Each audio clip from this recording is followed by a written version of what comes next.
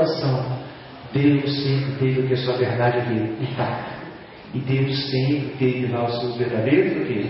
Adoradores. Amém. E agora o apóstolo João continua na sequência das suas visões. E diz Apocalipse 6, versículo 7 e 8 que: E havendo aberto agora o quarto selo, ouvi a voz do quarto animal que dizia: Vem ver. E olhei e eis um cavalo amarelo. Agora ele vê um cavalo amarelo. O quarto selo, ele vê este cavalo amarelo. Então ele abre o quarto selo. E o que estava sentado sobre ele tinha um nome: Morte. E o inferno o seguia. Este inferno aqui, meus queridos amados, não quer dizer aquele lugar que fica em oposição ao céu, não. Digo, quem morre ou vai para o céu ou vai para o inferno. A palavra inferno, para quem quiser saber e depois vai verificar nas escrituras, façam como de Bereia, sejam mais o quê? Sejam mais sábios, mais prudentes, e vão verificar se é assim do jeito que eu estou falando. A palavra inferno quer dizer sepultura. Então, os judeus, e nós podemos sentir isso nos Salmos, em todas as escrituras, eles têm uma maneira meio repetitiva de falar, de escrever. Aqui está falando assim: tinha o nome de morte, e o inferno seguia. Olha, se o sujeito vai morrer, nós sabemos que ele precisa do quê? De uma sepultura. Sepultura e morte tem tudo o quê? Tem tudo a ver. E nós estamos numa linguagem o quê? Simbólica de Apocalipse. Então, o inferno seguia. Querida visita, se você quer fazer um estudo especial sobre esse assunto, conhecer o que a Bíblia diz a respeito da morte, porque quando nós morremos, nós não vamos para o céu, nem vamos para o inferno. Quando nós morremos, a Bíblia fala que nós ficamos no estado como de sono, nada ouvindo, nada sabendo, aguardando o dia que Jesus virá. Aí então, os mortos em Cristo vão ressuscitar, e os vivos serão arrebatados. Se você quer saber mais sobre isso e sobre tantos outros assuntos que há na Bíblia, procure alguém dessa igreja aqui.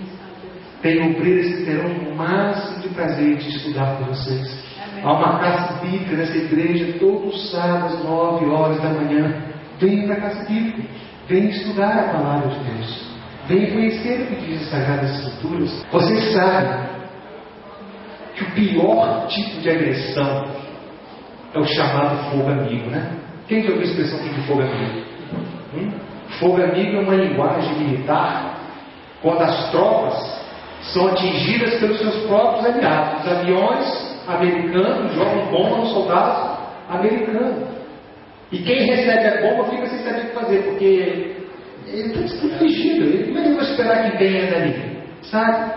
O pior tipo de agressão de crianças não é que eles se da rua, não, você sabia?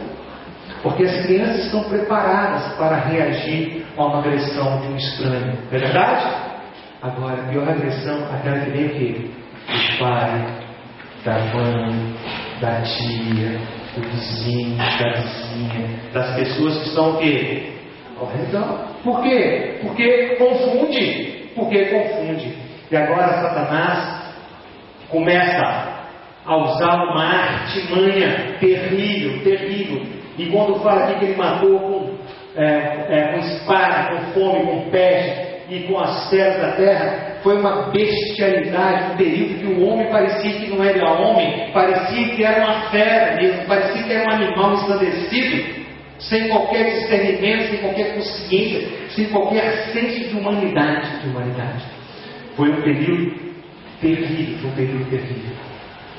Este cavalo amarelo, cujo nome morte, e a ele foi dado o poder de matar a quarta parte da terra com espada, com fome e com peste e com feras. Amados, matar em nome de Deus. Será que é possível isso? Matar em nome de Deus? Será que nós deveríamos esperar que alguém em nome de Deus matasse alguém? Será? O que tem a palavra de Deus para dizer sobre isso? O que Jesus tem a dizer para nós sobre isso? Aqui em João, capítulo 16, versículo 2, o Senhor Jesus diz: vem mesmo a hora em que qualquer que vos matar cuidará de fazer o serviço a quem? Percebe? Que se mataria sim, usando o nome de quem?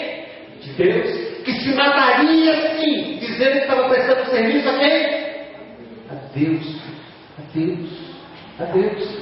Jesus deixou bem claro para nós, registrado através das Sagradas Escrituras, para que eu e você não tivesse dúvida não, de que haveria tempo que se mataria, dizendo estar a serviço de Deus. Que se mataria, dizendo estar a serviço de Cristo Jesus. Em outra parte do Evangelho, lá no capítulo 7, versículo 15, do Evangelho de Mateus, Jesus também um dia disse: acautelai-vos, porém, dos falsos quê? Profetas, porque eles seriam o quê? Que vêm até vós vestidos como o quê? Ovelhas, mas interiormente são lobos o quê? Devoradores. Vêm vestidos de cristão, parecem que são cristãos, falam no nome de Jesus, pregam de Jesus, mas são lobos o quê? Devoradores, são inimigos da verdade de Deus, são os homens amantes de si mesmos, como está registrado lá em Timóteo, são homens caluniadores, avarentos, egoístas, tentadores, amantes de prazeres, amantes disso, amantes daquilo, mas com aparência o quê? De religiosidade, aparência de fidelidade a Deus, mas negando que o poder da verdadeira religião. E qual é a verdadeira religião? A verdadeira religião é que ela te transforma. A verdadeira religião é aquela que, quando você tem contato com a palavra de Deus, com a verdade de Deus, você não resiste à verdade, não. Você se entrega a Ele pelo poder e pela graça que é em Cristo Jesus. Você é o quê? Transformado.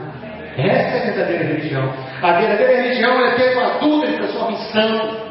A primeira verdadeira religião pega um egoísta e o transforma em um doador.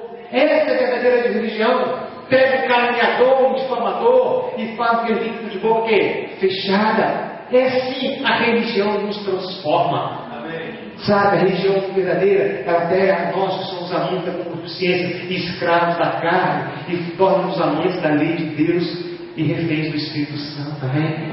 Essa é a verdadeira religião. Sabe? Mas seriam os lobos devoradores, em nome de Cristo, pregando Cristo, mas amantes de prazeres, parecendo que são religiosos, mas comprometidos com o quê? Com as tradições, com as heresias, com as falácias, com as coisas falsas que não são de Deus. Outra coisa que nós podemos discernir claramente na palavra de Deus, sabe? O remanescente. O povo de Deus nessa terra sempre foi um remanescente. Se aí fora vai a doutrina ou ensinamento de que a maioria sempre tem razão, biblicamente a minoria tem razão. O povo de Israel era o povo ao qual Deus reservou os horários sagrados, não era? Era o povo que tinha o quê? A verdade, não era? Era. Jesus falou isso para a samaritana. Vocês adoram o que vocês não conhecem, porque a salvação vem de quem? Dos judeus, porque a eles foi confiado os oráculos, tá? A eles foram confiados os oráculos. E o povo judeu era um povo grande, né? Era o povo mais numeroso daquela época, era a maior nação daquela época. Era? Nunca foi. Sempre foi o que? Um povinho que? Diminuto. Os cristãos que ficaram lá em Jesus reunidos para receber o Espírito Santo, era uma grande multidão? Não, era o quê? Um pouquinho. Quando Deus separou Abraão lá, era o quê? Era só Abraão. Entende? Depois só Moisés. Ele, Noé, Moisés, eles sempre manteram o quê? Um remanescentezinho. Um remanescente. Então, filho, o critério de maioria não é o critério mais adequado para você balizar as coisas de Deus. Não é porque quase toda a cristandade aí fora adora o domingo, isso não significa necessariamente que o domingo seja o dia do Senhor. Várias escrituras, investiga. Várias escrituras deveriam dizer. Olhe, investiga, abra o seu coração. nós temos o maior prazer em mostrar a vocês a razão da nossa fé. Amém. A razão da nossa fé. A Bíblia diz que você tem que estar sempre pronto em amor e em espírito para mostrar a razão da sua fé. Amém. E isso é bíblico, e nós queremos mostrar para vocês as razões da nossa fé. Mostrar para vocês. Não vamos forçar vocês a nada, não vamos forçar vocês